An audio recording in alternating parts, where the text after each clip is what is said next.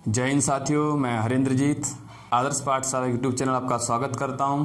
साथियों, आज हम परसेंटेज के कुछ क्वेश्चंस लेके आए हैं। जैसे हम यहां पर छोड़े थे परसेंटेज, आपने पिछले वीडियो नहीं देखे हो तो देखो, आपको पता चल जाएगा कि परसेंटेज कहां तक हो गया। तो साथियों चलो क्वेश्चन की ओर बढ़ते हैं। तो आज का क्वेश्चन है आपका, रमेश अपने वेतन का 40% पढ़ाई पर, 20% मनोरंजन पर, 10% यातायात पर, 15% खाने पर खर्च करने के बाद 3,000 रुपये बचाता है। तो रमेश का वेतन ज्ञात करो। समझो अच्छे से।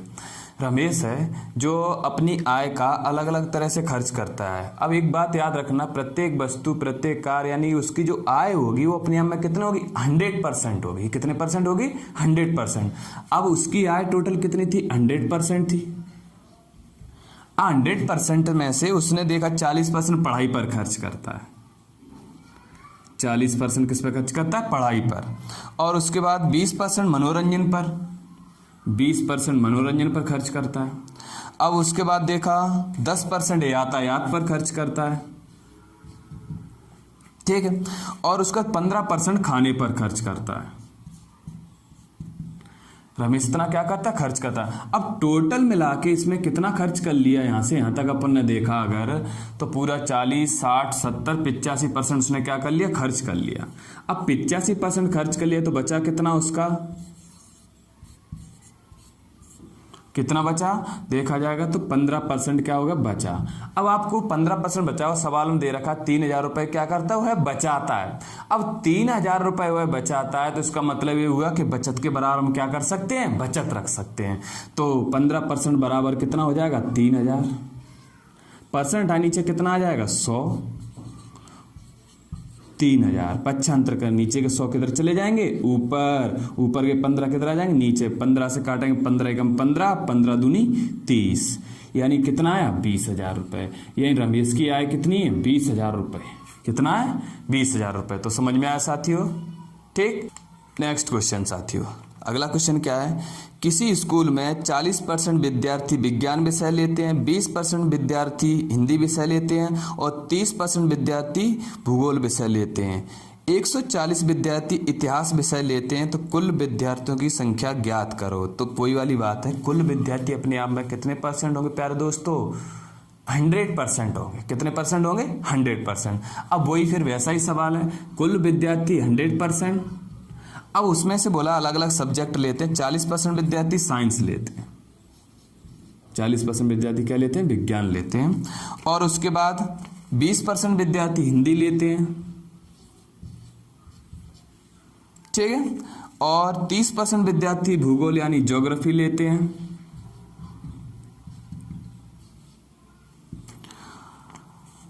अब आपका देखा, सबसे पहले देखो क्या क्या देख लिया?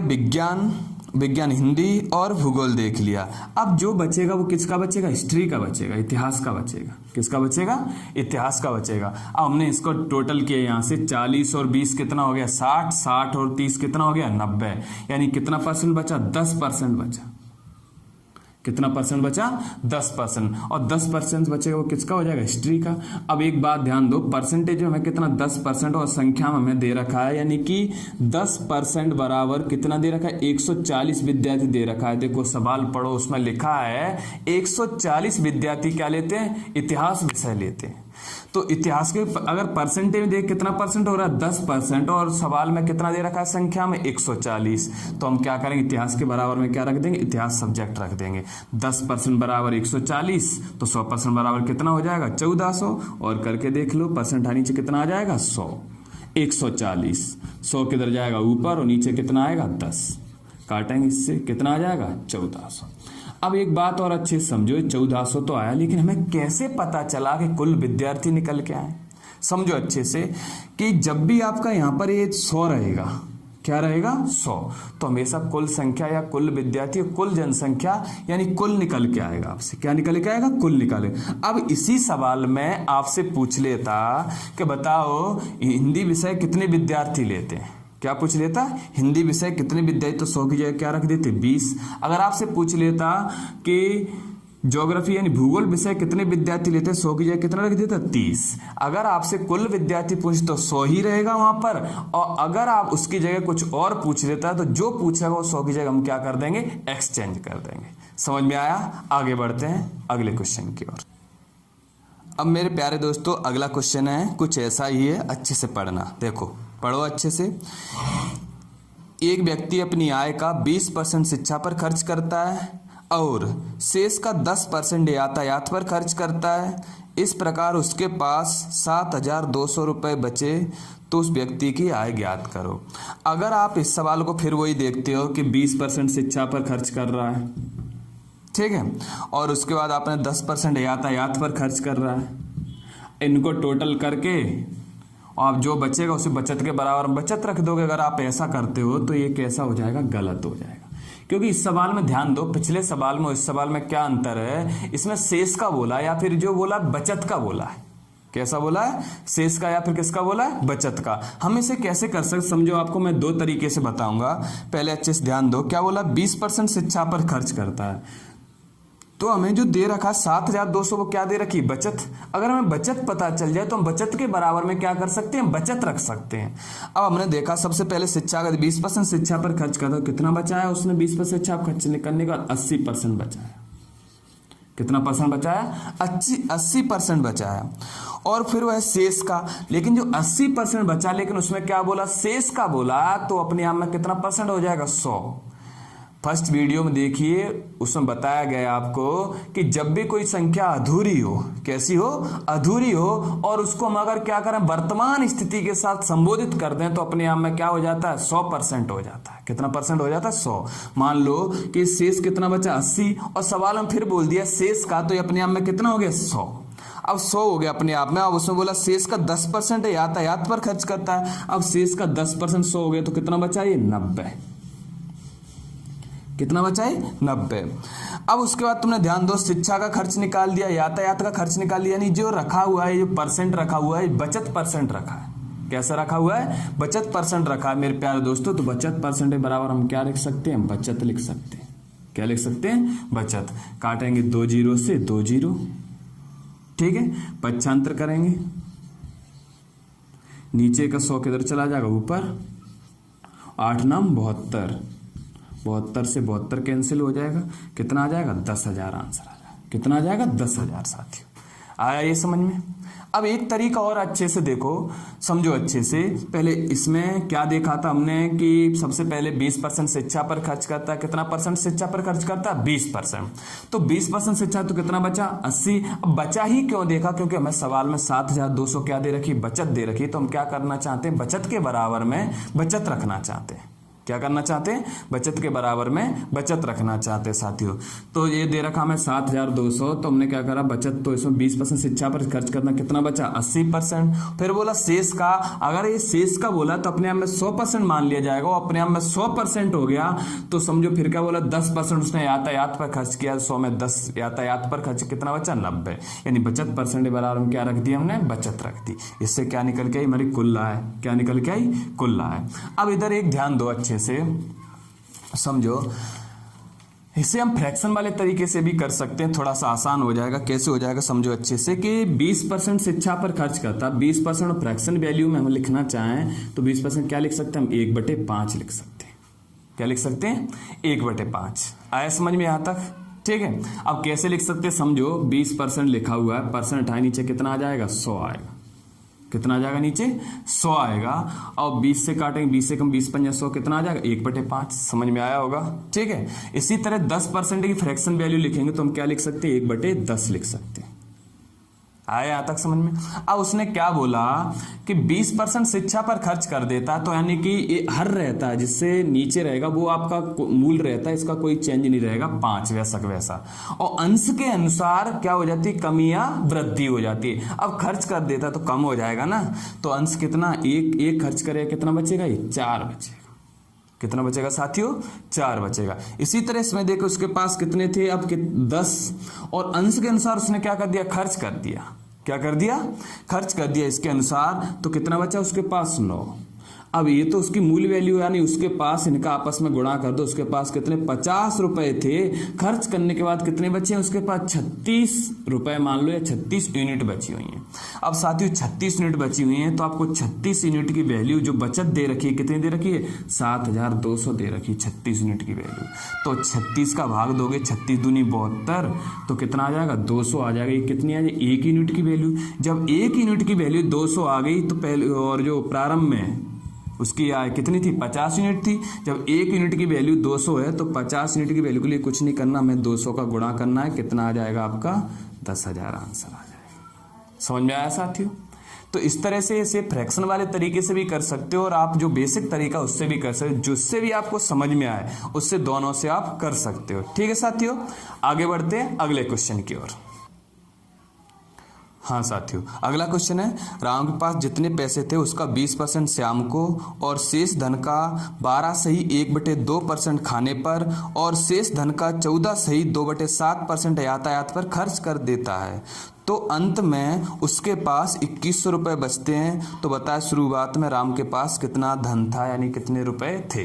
तो समझो वैसा ही सवाल है, अच्छे समझो कि सबसे पहले क्या है, देखो फ्रैक्शन की तरह ही करेंगे साथियों अपन। सबसे पहले बोला है कि राम के पास जितने पैसे थे उसका 20% श्याम को दे देता है।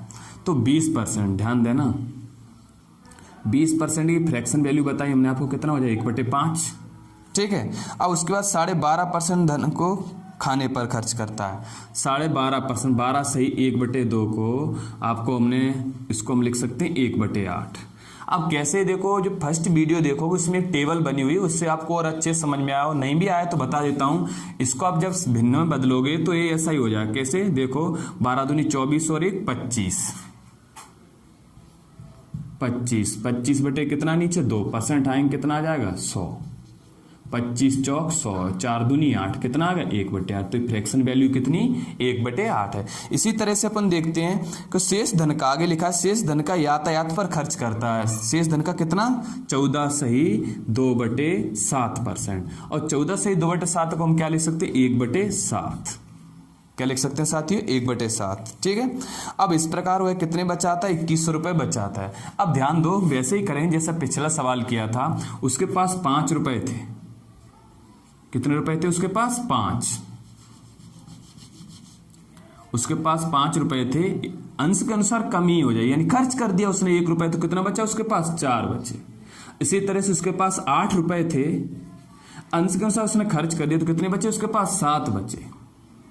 उसी तरह से यहां पर उसके पास कितने रुपए थे 7, अंश के अनुसार उसने खर्च कर दिया तो उसके पास कितने बचे, यहां पर 6 रुपए बचे। यहां तक समझ में आया।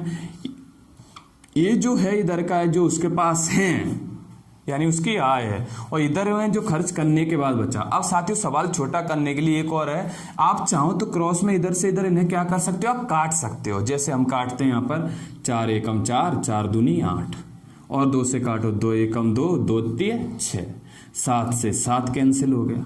अब जो बचा है उनका ऊपर नीचे क्या कर लो, गुणा कर लो। अब साथ ही ऐसा मत करना कि रो में सीधा इधर से इधर, इधर से इधर, इधर से इधर हम काट सकते हैं। अब ऊपर कितना बचा 5, 5 एकम 5, इधर कितना बचा 3, यानी कि राम के पास 5 यूनिट थी, खर्च करने के बाद कितना बचा 3 यूनिट बचा। कितना बचा 3 यूनिट। अब 3 यूनिट की वैल्यू हमें किस में दे रखी है, सवाल में दे रखी है साथियों। किस में दे रखी है, सवाल में। सवाल में कितनी दे रखी है, उसके पास कितना बचा है 2100 रुपये बचता है। जब 3 यूनिट की वैल्यू 2100 है, 3 का भाग देंगे 3 7 21, तो कितना 1 यूनिट की वैल्यू कितनी आ जाएगी 700। तो कितने रुपए थे राम के पास, अब 700 1 यूनिट की वैल्यू, तो 5 यूनिट की वैल्यू के लिए आप क्या करोगे 700 का गुणा कर दो, 7 35, कितना आ जाएगा 3500। समझ में आया साथियों। तो राम के पास कुल कितने रुपए थे 3500 रुपए थे। याद रखना जब शेष का बोला हो, किसका बोला हो, शेष का या बचत का, किसका बोला हो, शेष का बोला हो या फिर किसका बोला हो, बचत का बोला हो, तो ही हमें इस तरीके से करना है। अन्यथा हमने आपको बताया था जो पहला और दूसरा सवाल था उसी तरीके से आपको डायरेक्ट करना है।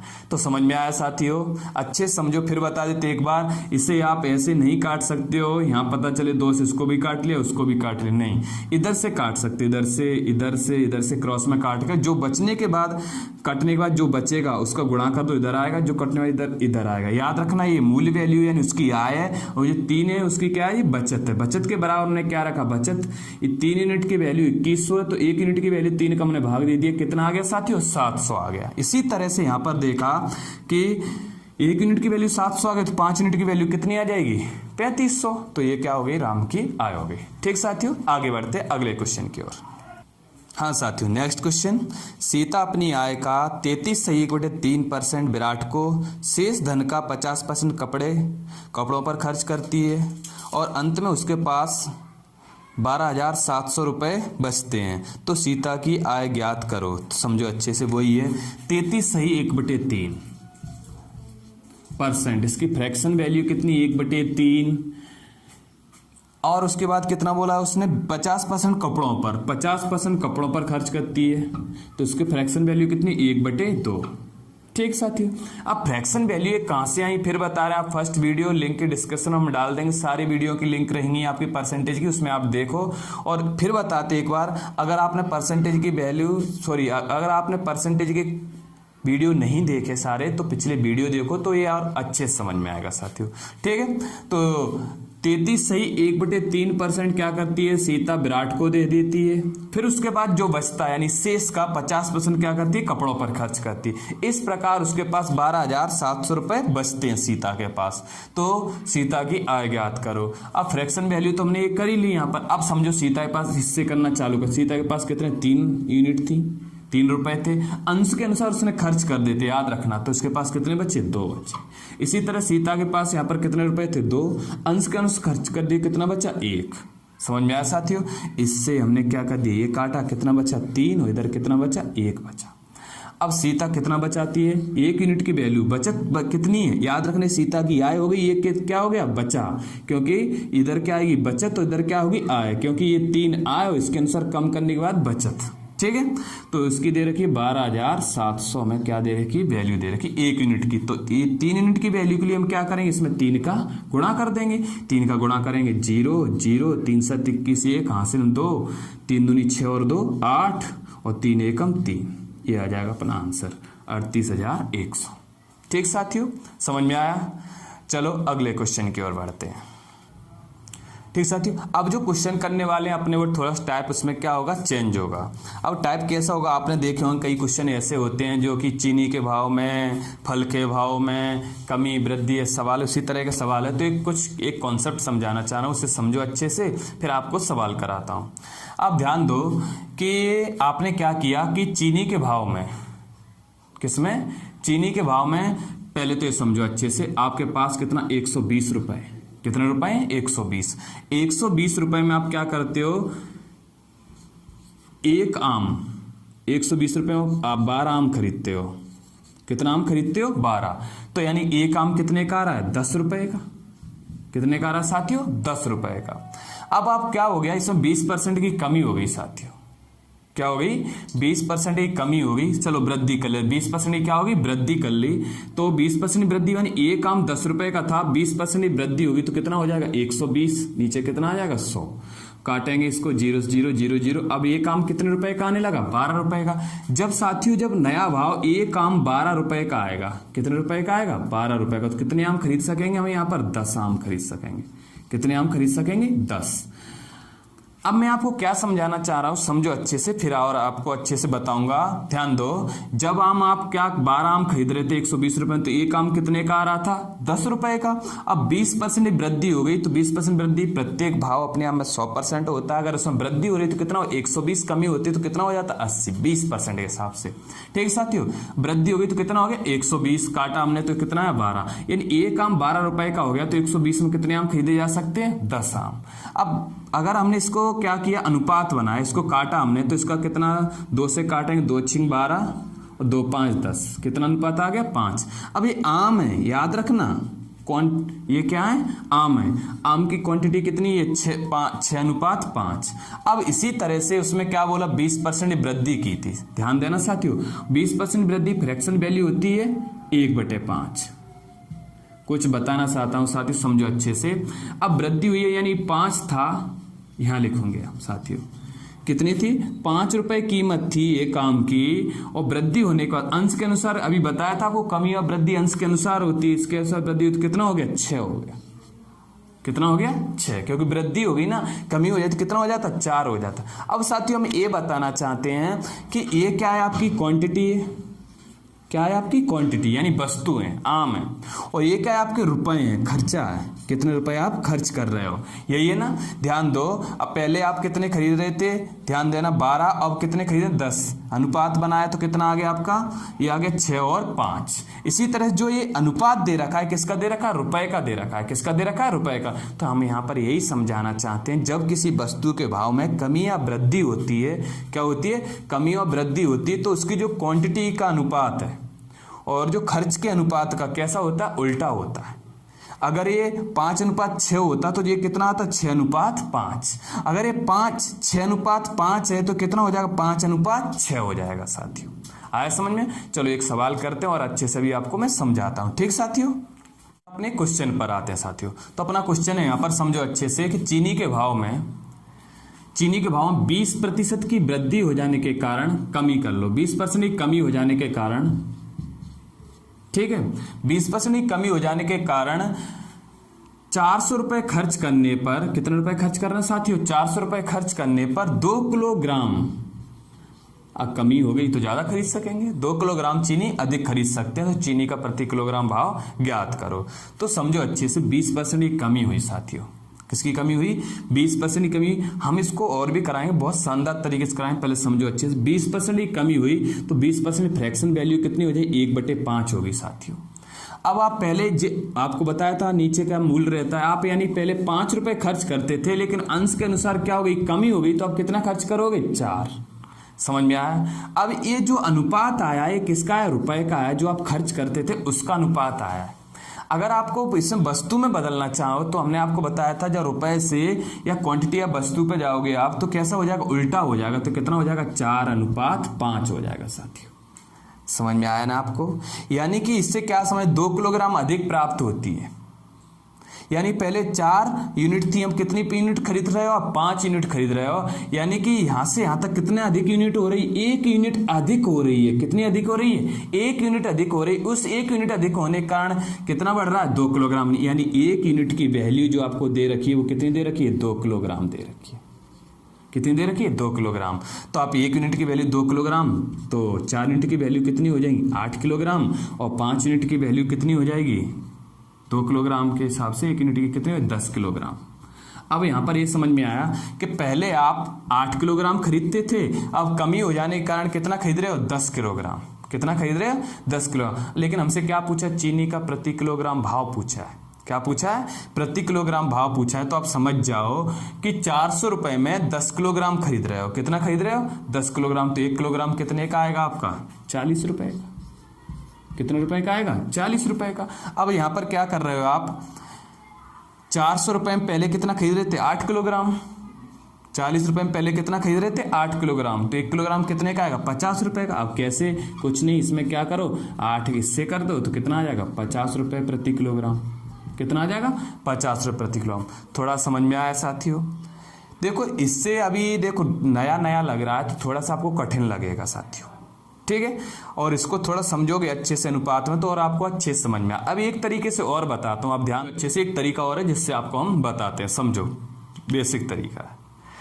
आप क्या किया, 400 रुपए लिया आपने, और 400 रुपए लेकर के आप क्या गए, दुकान पे गए। हर बार जाते थे और आपने 400 रुपए दिए। जितनी हर बार आपको चीनी दे देता था उतनी आपको क्या कर दी, उसने चीनी दे दी। आप जैसे ही चले वहां से तो आपको रोका, क्यों भाई कहाँ जा रहे हो। तो आपने बोले क्या हुआ, बोले कि ये कुछ पैसे लो। आपने हाथ में पैसे लिए और उससे क्वेश्चन किया, हर बार तो आप पैसे 400 वापस करते ही नहीं थे। तो उसने बोला, श्रीमान अब की बार क्या हो गया है कि चीनी का भाव कैसा हो गया, सस्ता हो गया है। कैसा हो गया, सस्ता हो गया है। तो उस आपने बोला कितना सस्ता हो गया, तो उसने बोला 20% सस्ता हो गया।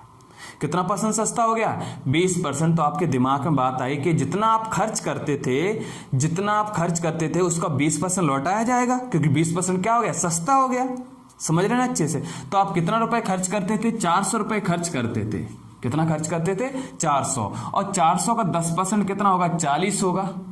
आपको बताया एक अंक छोड़ के दशमलव लगाते तो 10% निकल के आते हैं। अब 400 का 10% 40 हो गया और 20% कितना होगा 80, यानी कि आपको 20% रुपए लौटाना है, यानी 80 रुपए लौटाना है। आपको कितने लौटाना है 80 रुपए। समझ में आया कि आप 400 रुपए में से उसने बोला 20% सस्ता हो गया तो 20% रुपए लौटाओ, तो 400 का 20% कितना होगा 80 रुपए आपको क्या किए उसने लौटा दिए थे दुकानदार ने। कितने रुपए दे दिए थे दुकानदार ने आपको 80 रुपए दे दिए, लेकिन आपने वो पैसा पॉकेट में ना रख के दुकानदार को वापस दे दिया, बोले इसकी और बढ़ा दो, तो उसकी उसने कितनी बढ़ा दी 2 किलोग्राम चीनी अधिक दे दी। तो जब 80 रुपए में 2 किलोग्राम दे दी साथियों, तो 1 किलोग्राम कितने की आएगी 40 रुपए की। कितने रुपए की आएगी 40 रुपए की 1 किलोग्राम। समझ में आया साथियों, ये आपकी क्या हो गई कीमत निकल के आई। क्लियर है, एक और अच्छे सुनना। अब जो निकल के आया आपका कैसा है, नया भाव है। कैसा भाव है, नया भाव है। समझ में आया साथियों, ठीक है, क्योंकि उसने 80 रुपए लौटाए थे, 80 रुपए आपने वापस दे दिए उसको, तो उसने 2 किलोग्राम बढ़ा दी। कितनी बढ़ा दी 2 किलोग्राम बढ़ा दी साथियों। तो आप समझ गए 80 रुपए में 2 किलोग्राम बढ़ा दी, तो 1 किलोग्राम कितने में 40 रुपए में। ये नया भाव आ गया। अगर आपको कहीं पुराना भाव पूछ लेता, क्या पूछ लेता पुराना भाव, अब उसने पुराना भाव पूछ लिया तो 20% सस्ता हुआ है ना, क्या हुआ है 20% सस्ता हुआ, यानी जो नया भाव निकल के 20% सस्ता, यानी कि 100% था पहले, अब सस्ता हो गया 20%, तो किसके बराबर होगा 80%, यानी 80% बराबर कितना भाव आया है 40। कि पहले 100% था, 20% सस्ता हो गया, इसलिए 80% बराबर 40%। नीचे कितना आ जाएगा 100। कितना आ जाएगा नीचे 100 आएगा, पक्षांतर होगा 40, 100 ऊपर जाएगा, नीचे कितना आ जाएगा 80। 40 दूनी 80, 2 से काटेंगे कितना आएगा 50, यानी पुराना भाव कितना था 50 रुपए प्रति किलोग्राम। समझ में आया। अब 20% सस्ता करेंगे तो 40 ही से हो जाएगा। इसका 10% कितना होगा चेक कर लो। मान लो 1 किलोग्राम पहले 50 का आ रहा था, अब 20% सस्ता हो गया, तो देखो 50 का 10% 5 होगा, 20% कितना होगा 10 रुपए सस्ता करेंगे तो कितना हो जाएगा 40। तो साथी उम्मीद करता हूँ मैंने आपको 2 तरीके से बताया, आपको समझ में आया होगा। और एक बात और है कि इस तरह क्वेश्चन और मैं आपको अगले वीडियो में बताने वाला हूँ बहुत शानदार तरीके से, ठीक साथियों। और आपको निरंतर रूप से वीडियो मिलते रहेंगे साथियों, ठीक साथियों। और कोरोना महामारी का दौर चल रहा है, इसमें अपना और अपनों का ख्याल रखें साथियों। थैंक यू, जय हिंद।